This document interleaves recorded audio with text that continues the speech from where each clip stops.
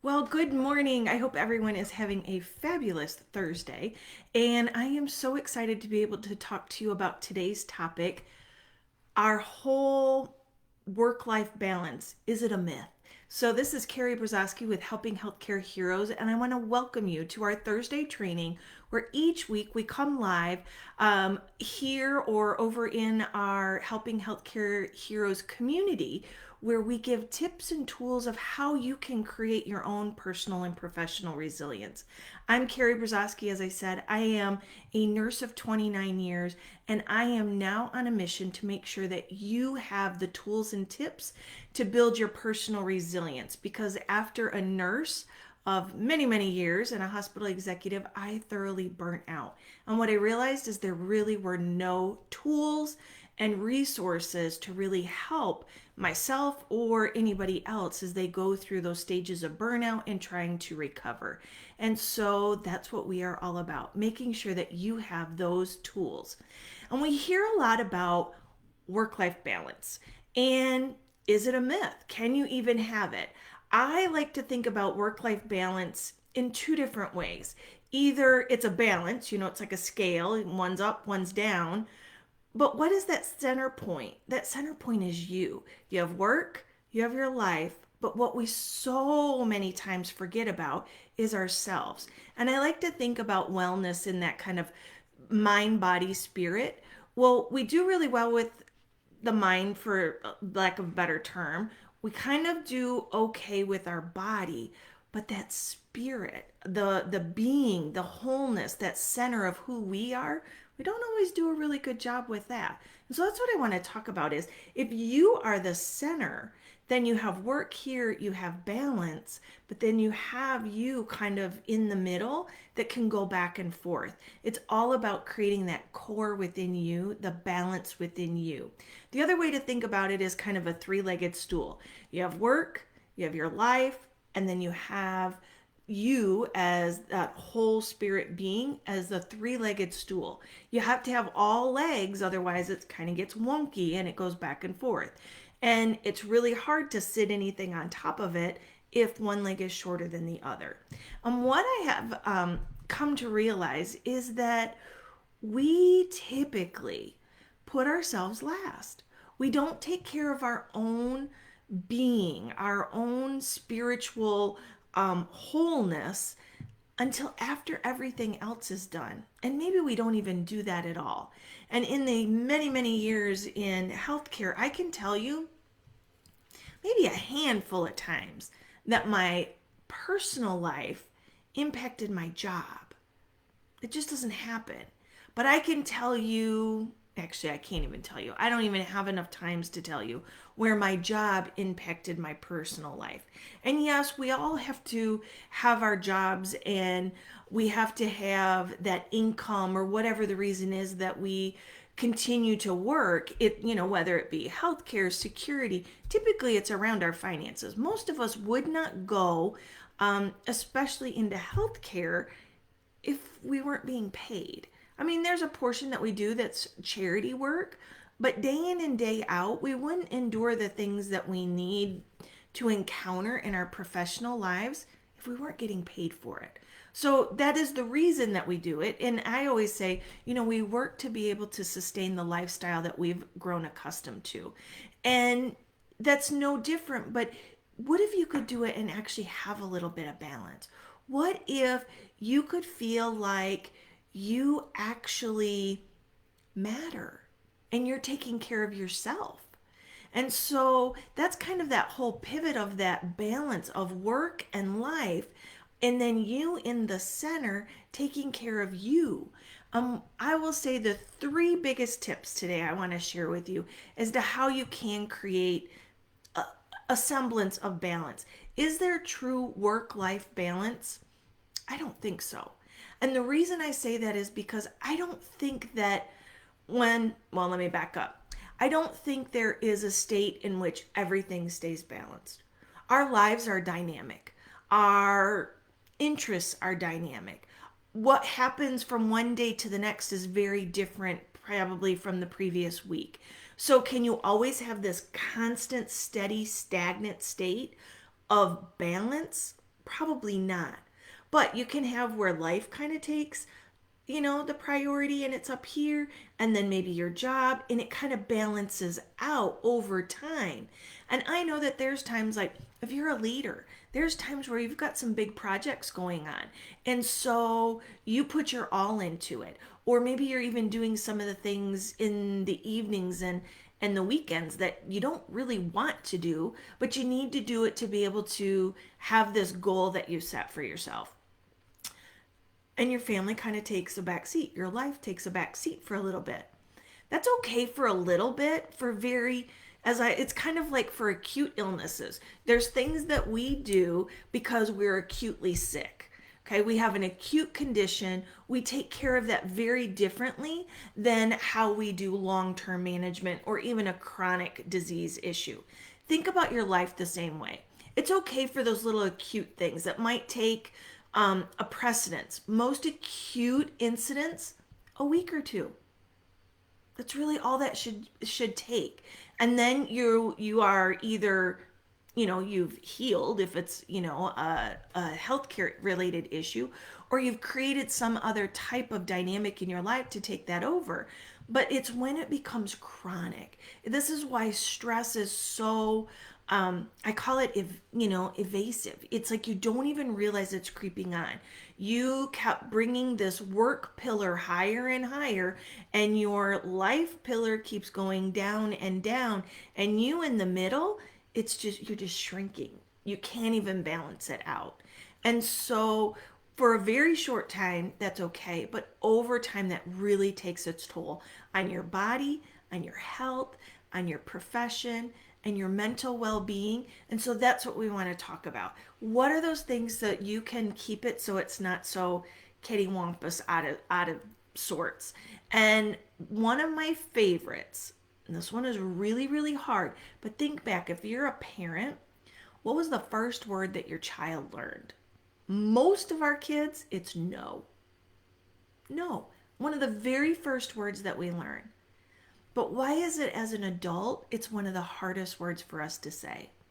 And so I want you to embrace no and be okay saying no, because you need to learn to say no so that you can say yes to things in your life. Okay? I know that sounds hard and you want to be there for other people, but if you constantly say yes to everybody else, the balance is to them and you are on the bottom. Or if you've got that stool, it's these things are growing and you have this pillar down here of you trying to balance it all, and there's just not much left over. And so saying no and being okay with saying no can really create some balance as well as reduce some stress in your life. Prime example, I had this distinct memory of all of these things that were going on at my son's school when we homeschool now, but prior. And there was an event coming up, and I honestly did not have time. But I felt like, oh my gosh, I've always done this. But not only did I not have time, I was going out of town the next day. So I needed to kind of get some home things done. I needed to get some business things done and provide what I could for this event. And I said, and they sent out a flyer, to sign up for what you could do. And I felt so guilty, and I felt like I was like, I need to tell them why. And I'm like, no, I don't. I just am not signing. This is the portion that I can do. It's less than I typically do, and be okay with it. Because you know what? It was this personal thing that I was putting on myself. No one expected me to be there. No one, they were like just happy that anybody could help. And even my little bit made a difference. And I was able to then balance out the other things that I needed to do. But I felt guilty about it. I felt guilty of not doing what I normally do. But guess what? We don't always have to be the one that does it. Are you ever in those meetings where you walk out and you end up with 5 additional things? Or you go in to help a colleague and it's like, I ended up with all of their stuff and now mine. Okay? We can say no. We can create that balance to be able to say, no, I can't do it. I worked with a CFO. I'll never forget this. Never walked out of a meeting with additional things. And I thought, why is that? How does he do that? You know what? He kept his mouth shut. He wasn't saying, oh, yeah, I could do that. Or if somebody said, hey, can you do this? He'd say, you know what? I don't think that I could meet that deadline. So he either got the deadline extended if he did get the task, or he didn't get it at all and somebody else stepped up because they had bandwidth. And so it's okay to say no. And if you are a frontline worker, this one is really hard for you because you want to pick up that phone every single time they call you. And guess what? It's okay to say no. It's hard, and you have this internal turmoil of my colleagues need me, the patients probably need me, but you know what? You need you. You can't go when you are not at your best, if you haven't slept. I can remember night shift nurses. Well, I've been up all day. I'll try, if I can get a nap, okay, but I'll come in at 7 and work the night shift. So now you've been up for, 24 plus hours. Do you think that you're giving the best care? Do you think you're putting yourself at a little at risk? Typically, when we look at when accidents happen, it's because people haven't had good sleep or they were trying to juggle too many things. So are you really helping? And if you come and you're miserable, are you really helping? Would it have been better to say, you know what, I can't do it, but I can pick up Thursday? Or I could help that. Maybe I can help the next time. I've got all of these things going on. I can't do it. It's okay to say no. And one of the things that you can do that I love that kind of helps diffuse the situation that you think, oh, they're going to kind of argue with you as to why. Or if you have children, when you say, no, we're not going to do that. Or they ask you to do something and you're like, no, I'm not going to do that. This is what I follow with. No, but thank you for asking. No, but thank you for thinking of me. Or no, thank you for thinking that I could do this. When you phrase that, it's not so like, no, I'm not doing it. You're like, hey, thanks for asking, but no, I can't do that. Thank you. And most people won't kind of push back at that because they know that you're honestly giving you their opinion. So learn to say no. Helps reduce a lot of anxiety, stress, personal angst within yourself if you can just learn to say no. The second that you can do to help you create that balance are 3 easy words that are so hard to say. Almost as hard as, actually, I think probably even harder to say than no. I need help. I need help. Ask for help.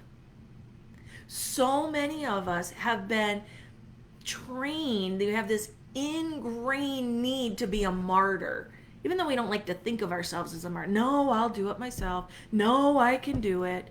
Sure, give it to me. When really inside you're screaming, I would do anything but this.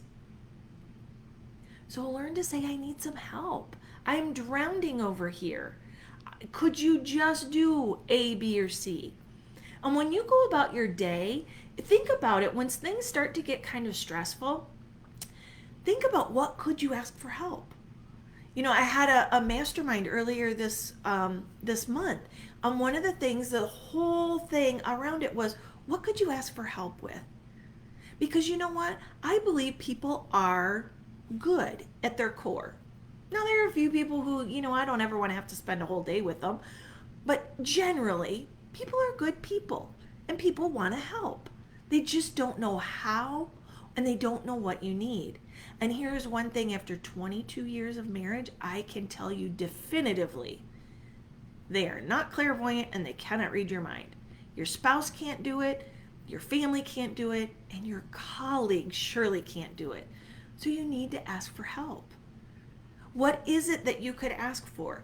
And maybe as you start to go through tasks throughout your day, you're like, hey, you know what? If somebody asked, I could ask them to do that. I could ask someone to go check on a patient for me. I could ask someone to, hey, you're going down the hall. Will you hand this to somebody? I mean, little things, but it's okay to ask for help. Or maybe you've got a big, I remember helping out in the burn unit, and those dressing changes were like huge, and it would just be like you're in there forever. And so I was like, what do you need? And one, it was like, I need some help doing this change, but we're going to be in there for an hour. We're going to do all these dressing changes, we're going to like do these sylvanine baths practically, and it's going to take about an hour, but I need some help. And so you knew ahead of time so that you could plan for it, so that you could help your colleague. Or there were other people that would pop in to say, hey, just checking on you guys. Do you need anything? Because there's nothing worse than being, up to your elbows in dressing changes, and you need another, 4x4 or whatever, that you drop something on the floor and you need something. If somebody pops in, it's like, oh my gosh, yes, or oh my gosh, I totally forgot, so and so needs to be checked on, or whatever it is. Think about those things that you can actually ask for help. And I will tell you, having come from the nursing, I don't know about the other professions within healthcare, but I know nursing, we always talk about the team. But we like have this ingrained that we can do it. I can do it without help. I've talked to a lot of physicians. I know this is in them too. They are like, I am supposed to be totally in control of this. I am supposed to know what and how to do the next thing and guide it. Well, guess what? We can't always get it done. So learn to ask for help. You can do this in your home too. I talked with a colleague just yesterday about this, of what can you do when you're starting to get stressed out at home. Let your family know. I am like overwhelmed. I need some help. I need some help with dinner. I love to cook, but I don't want to cook every single night. So I ask my husband to help. If it's something to grill, he grills it does it on the grill. I know that if it's that, I don't have to do that. That's a huge help. Okay? So the other thing is that there are people who are really good at things that they can do it in a fraction of the time that it takes you. So don't be afraid to ask for help. I know it's hard. I need help. Please help me. Those are hard words to say, but you need to do it to be able to get everything done, to be able to have some balance, and to realize that it's not just you. You are there, you have a team. Ask for help.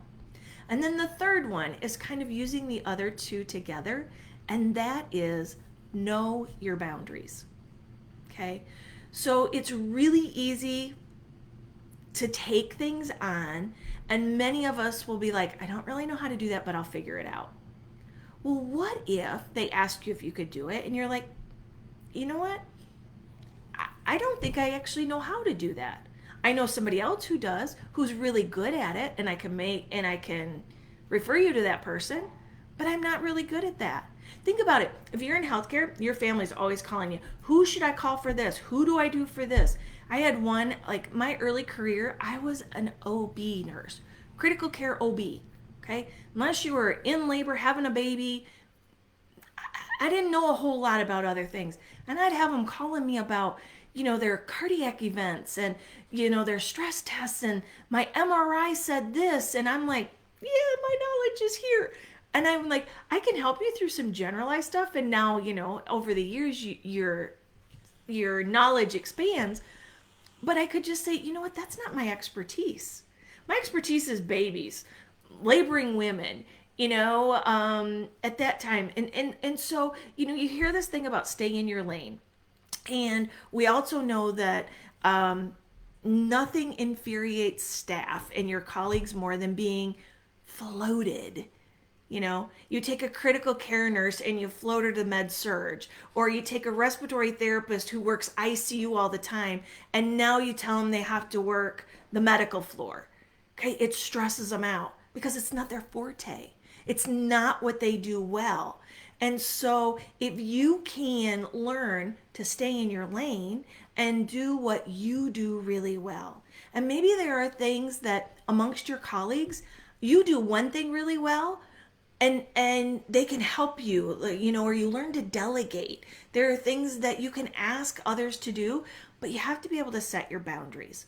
The other thing around boundaries is creating boundaries around your personal time. I know that's hard. I have a hard time with it. I have a friend or a colleague calls and it'll be like, ooh, I probably should really call. But for you to have balance in your life, you have to learn what are your boundaries. What are you willing to give up or let people infringe upon? And what are you not? And maybe this, I find this a lot when I work with leaders. Leaders have a really hard time saying, my night is my night. And you'll hear staff say, oh, it must be nice. You just work 8 hours a day. And they're like, well, if only I worked 8 hours a day. Or it must be nice to always have your weekends off. Well, it would be really nice to have my weekends off if I wasn't on the telephone all weekend long, or if I wasn't working on these projects. And so start to create the boundaries, knowing what is right and wrong. Now, if you are somebody who has had zero boundaries and all of a sudden you're like, comes 5 o'clock, I'm not answering my telephone anymore. That's going to be really hard for people because you've trained them that you're always available. I remember doing customer service training, and one of the things that we would train the people when they were leaving the room is there anything else I can do for you while I'm here? Versus, here's your call, like call me whenever you need anything. Okay, very different. Training the patient, don't, unless it's an emergency, I'll be back, and you tell them when you'll be back. I'll be back in an hour. You guys have all heard this. you know but it's the same thing with your boundaries. You know what? It's at the end of the day, I am just wrapping up. I'll be happy to address that in the morning. Now, there are some things, yes, you can't do that, but there are things that you can work with your team, work with your colleagues to create that balance, because chances are if you're struggling with it, so are they. Okay? Maybe it's you have a conversation of, you know what? On these days, please don't even call me because I can't do it. I have these things going on with my family. I can't pick up these extra shifts. These days are off limits. Or, you know what? It's in the evening. Go ahead. You're welcome to leave a message. I'll be happy to address it in the morning.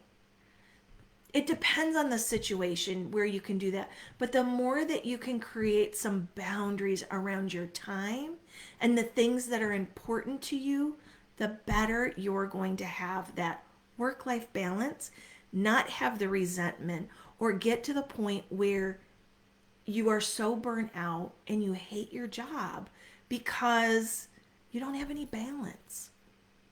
So those are my 3 tips. Learn to say no. No, but thank you for asking. 2 is for you to ask for help. I need some help. Please help me. And 3rd, create those boundaries around your time and what is important to you. Because what I found is what is important is typically not the urgent thing. So start focusing on what's important, and then the urgent kind of fall away. Somebody else, when you're really focusing on the positive things that are important, you get less fires. You get less of those things kind of bubbling up.